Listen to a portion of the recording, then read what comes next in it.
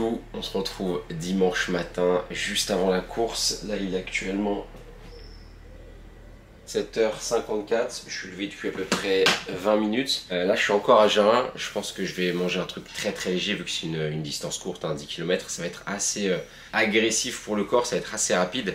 Donc j'ai prévu de prendre quand même un gel sur la course, kilomètre 5 ou 6. Et là, on va voir ce qu'on va pouvoir manger ensemble. Je tiens tout d'abord à vous remercier car vous êtes de plus en plus nombreux et nombreuses à me suivre sur YouTube, mais également sur Instagram. Je commence à le rappeler sur chaque vidéo car sur les statistiques, vous êtes de plus en plus nombreux à regarder les vidéos sans être abonnés. Alors n'hésitez pas à lâcher votre meilleur abonnement, liker la vidéo et si vous êtes des boss, à activer la cloche des notifications pour ne rien louper des prochaines vidéos.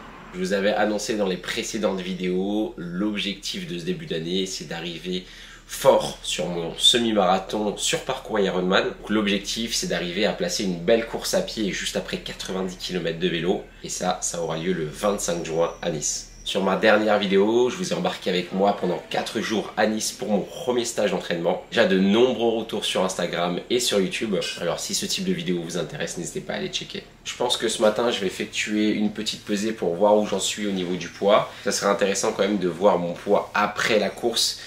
Voir si en gros faire un 10 km à bloc, ça nous fait perdre un petit peu de poids.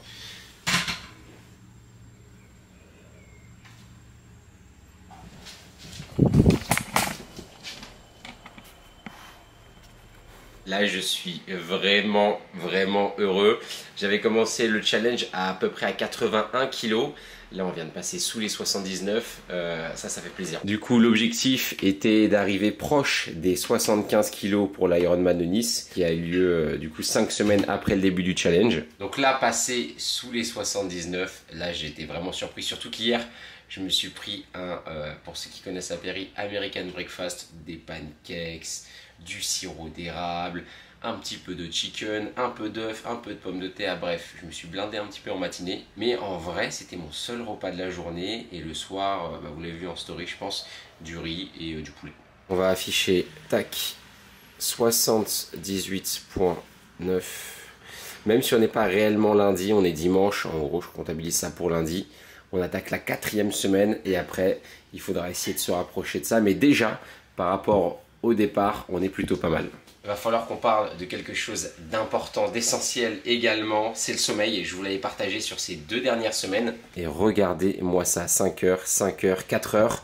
Semaine 2, ça s'améliorait. Regardez le total, on est passé de 37 à 39. Et là, regardez cette semaine, juste parfaite.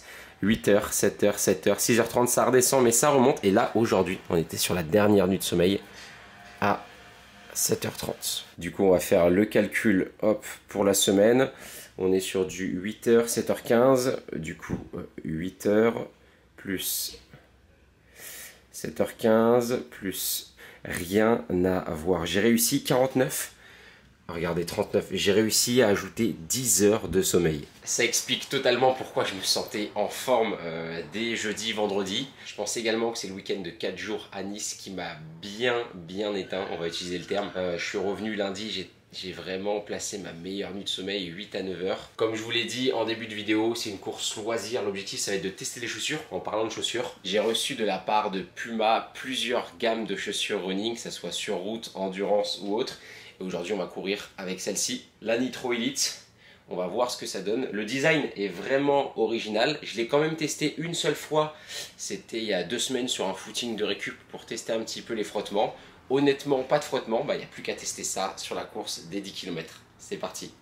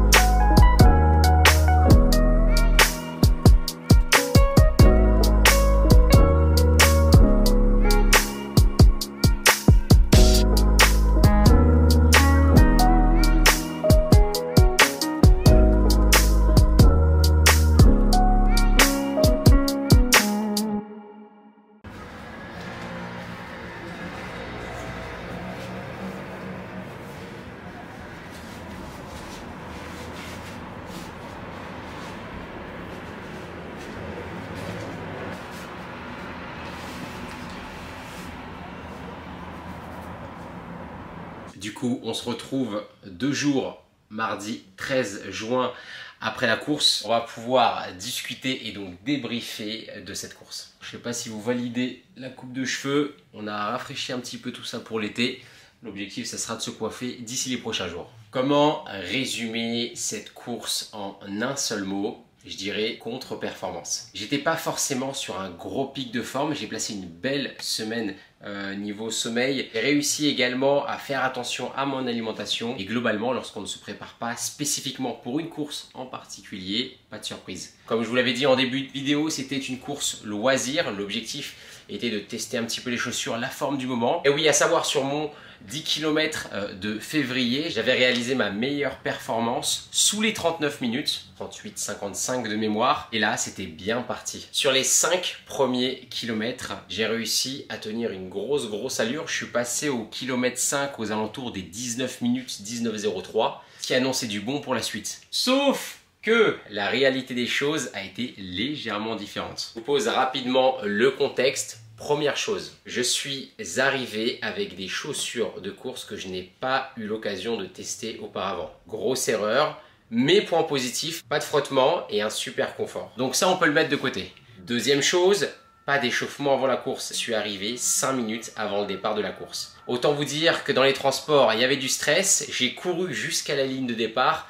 Le temps de m'hydrater, pause pipi et c'est parti. Ne négligez jamais l'échauffement avant une course. L'objectif de l'échauffement, c'est d'éliminer un petit peu la zone 1, de partir directement sur les bonnes allures et surtout d'échauffer ses tendons, ses muscles et préparer son cœur à l'effort. Troisième chose, un petit déjeuner beaucoup trop léger. Vous l'avez vu en début de vidéo, un petit fromage blanc, un peu de muesli, une banane.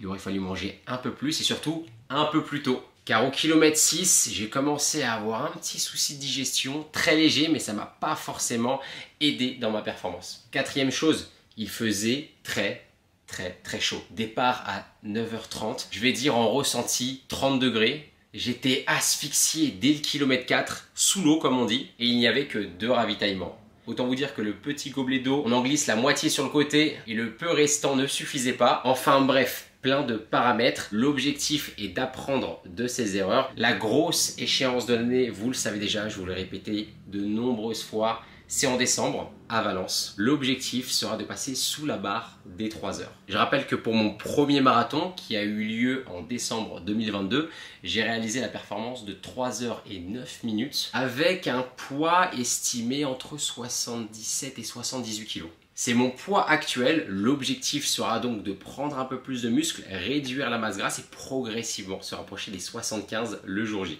Première chose que je peux vous conseiller avant une course, c'est donc de bien manger dans les temps, de placer un échauffement adapté au format de votre course et toujours de tester votre matériel et vos différents gels.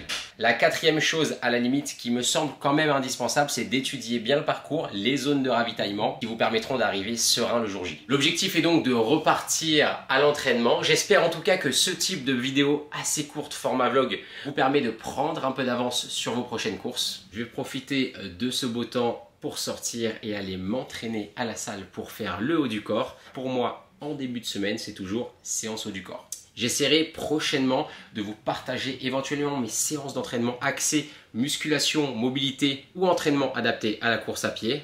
Si jamais ce type de format de vidéo vous intéresse, n'hésitez pas à me le faire savoir en commentaire ou à m'envoyer directement un message sur Instagram. Je vous dis à très vite, prenez soin de vous et de vos proches et entraînez-vous bien, entraînez-vous fort. À la prochaine, bye bye.